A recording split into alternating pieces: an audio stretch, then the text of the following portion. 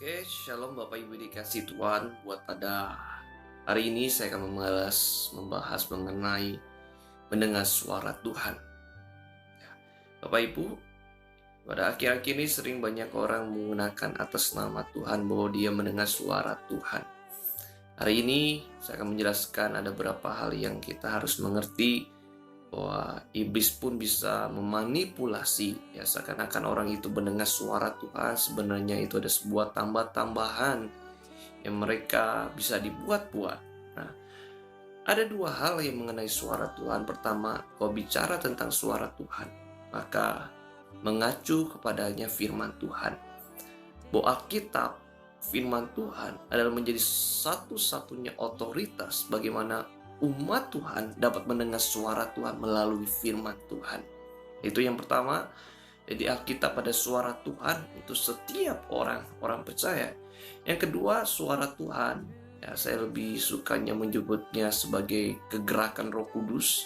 Bagaimana Roh Kudus itu bergerak dalam kehidupan kita, menuntun dalam kehidupan kita, berbicara dalam kehidupan kita. Ya, maka seharusnya pada saat kegerakan Roh Kudus ini berbicara dalam kehidupan kita, semuanya tidak bertentangan dengan firman Tuhan. Ya, nah biasa gerakan Roh Kudus atau tuntunan Roh Kudus ini biasanya memberikan kita hikmat untuk mengatasi sebuah problema yang terjadi, memberikan kita sebuah kepekaan sehingga kita tahu kita mau kemana karena dituntun oleh Roh Kudus. Ya, banyak kesaksian orang harus pergi ke sana karena dipanggil oleh Tuhan dan menjadi berkat di mana mereka melayani. Ya, ada beberapa orang juga kesaksian bagaimana kita melihat bencana di Palu, ada seorang pilot, ya, mendengar suara Tuhan. Itu bicara tentang tuntunan Tuhan, itu bicara tentang gerakan Tuhan dalam kehidupannya, ya, untuk mengatasi semua problema yang terjadi. Nah, maka kalau bicara tentang suara Tuhan yang tadi, ya, yang pertama itu suara Tuhan, yaitu bicara tentang suara Tuhan yang berotoritas, itu firman Tuhan. Ya, suara Tuhan yang kedua itu bicara tentang bagaimana Roh Kudus menuntun dan kehidupan orang-orang percaya. Ya, maka lebih dari itu, maka kita bisa pastikan adalah suara yang bukan dari Tuhan. Nah, bagaimana kita bisa mengetahui bahwa suara yang bukan dari Tuhan? Nah, dalam hal ini kita percaya bahwa Alkitab yang kita pelajari dari Kejadian sampai Wahyu itu sudah dikanonkan. Ya, maka tidak ada lagi orang yang berkata saya mendengar suara Tuhan tetapi semuanya bertentangan dengan firman Tuhan. Nah, ini menjadi sebuah kesalahan. Ya, contohnya seperti apa Bapak Ibu yang dikasih Tuhan? Contohnya pada saat orang mengatasnamakan Tuhan, saya mendengar suara Tuhan bahwa Tuhan akan datang pada tahun 2012, pada tahun 2016, bahkan tahun 2020 mungkin saat ini. Dia mendengar suara Tuhan bahwa Tuhan akan datang pada tanggal sekian, bulan sekian, tahun sekian.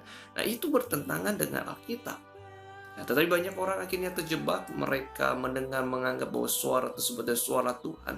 Mereka termanipulasi, ya. Mereka terperangkap dengan suatu hal yang salah.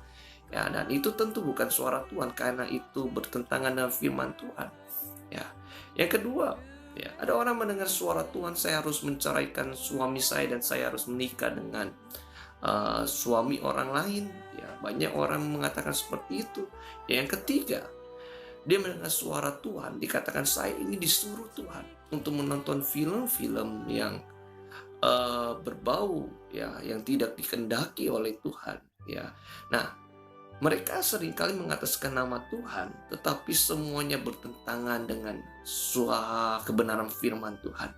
Maka hari ini Bapak Ibu, pada saat Bapak Ibu mendengar kebenaran firman Tuhan, pada saat Bapak Ibu mempelajari firman Tuhan, apa yang semua yang terdapat dalam firman Tuhan, kita belajar dengan sungguh-sungguh, maka itu yang menjadi filter dalam kehidupan kita. Sehingga banyak orang yang mengatasnamakan Tuhan, mendengar suara Tuhan, kita bisa menyaringnya. Ya. Yang menjadi satu otoritas kebenaran firman Tuhan. Kebenaran firman Tuhan ini menjadi suara Tuhan yang benar-benar berotoritas. Maka jika ada orang yang mengatakan saya ini mendengar suara Tuhan tetapi punya satu pengajaran yang salah mengenai Alkitab, bertentangan dengan firman Tuhan, dan saya mengatakan itu bukan suara Tuhan. Nah, itu yang dikatakan adalah nabi-nabi palsu. Ya, nabi-nabi palsu. Mereka tidak mengerti ya kebenaran firman Tuhan. Mereka tidak mengerti tentang firman Tuhan. Bagaimana mereka bisa meyakinkan orang ya supaya mereka orang-orang lain bisa percaya pada dirinya, yaitu dengan mengatasnamakan Tuhan, tapi bertentangan dengan firman Tuhan. Ya, maka dalam hal ini ya bisa diuji segala sesuatunya. Hal ini saya buat konten ini sangat singkat ya supaya kita mengerti bagaimana bicara tentang mengenal suara Tuhan. Ya, jangan sampai kita terperangkap dengan tipu muslihat iblis sehingga kita masuk dalam jalur yang salah. Ya, dia perhatikan kembali yang pertama, suara Tuhan yang kita kenal harus berotoritas dari firman Tuhan. Tidak ada suara Tuhan yang orang mengatakan nama suara Tuhan tapi bertentangan dengan kebenaran firman Tuhan, karena Alkitab dari Kejadian sampai Wahyu sudah dikanonkan. Yang kedua, bicara tentang suara Tuhan, ya saya lebih suka dengan bicara tentang bagaimana Roh Kudus menuntun kehidupan kita, ya. Nah, itu bicara tentang bagaimana Tuhan memberikan kita hikmat. Maka semuanya itu tidak bertentangan. Ya, maka jika ada orang yang mengatakan saya mendengar suara Tuhan tetapi bertentangan dengan kebenaran firman Tuhan, dan umat Tuhan yang tidak memahami firman Tuhan tidak dapat memfilter sehingga mereka akan terbawa oleh arus. Maka hari ini perhatikan langkah hidup kita. Hal yang paling kita harus pahami, dengarlah suara Tuhan melalui firman Tuhan.